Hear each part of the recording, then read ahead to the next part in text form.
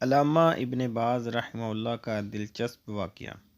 برادران اسلام، موجودہ معاشرے میں آج ہر کوئی نمونہ اسلام کا سرٹیفکیٹ لیے پھرتا ہے۔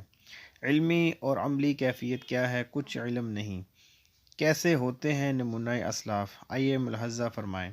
مفتی عرب و عجم شیخ ابن باز رحمہ اللہ کی علمی شخصیت سے کوئی بھی علم دوست انسان آشنا نہیں۔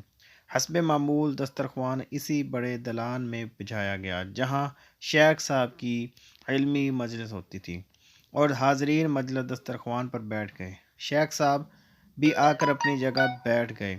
پھر ایک آدمی کو اس کا نام لے کر پکارا اور اطمینان کرنا چاہا کہ وہ بھی دسترخوان پر بیٹھ گیا ہے یا نہیں۔ اتفاق سے وہ شخص دسترخوان پر موجود نہ تھا۔ شیخ صاحب نے فوراً کھانے سے ہاتھ اٹھا لیا اور دوبارہ اس کو پکارا تو تب دور سے آواز آئی، جی آ رہا ہوں۔ یہ منظر دیکھ کر شیخ جیلانی رحمہ اللہ نے مجھ سے پوچھا کہ کیا یہ شیخ صاحب کا کوئی لڑکا ہے؟ میں نے بتایا کہ نہیں، یہ ایک یمنی لڑکا ہے جو باورچی خانے کے برتن وغیرہ دھوتا ہے، جب وہ آئے گا تب ہی شیخ صاحب کھانا شروع کریں گے۔ شیخ جیلانی رحمہ اللہ یہ سن کر رونے لگے اور فرمانے لگے کہ ایسا منظر تو میں نے زندگی میں کبھی نہیں دیکھا۔ یہ اخلاق تو آپ صلی اللہ علیہ وسلم اور آپ کے صحابہ کرام رضی اللہ عنہم کے ہیں۔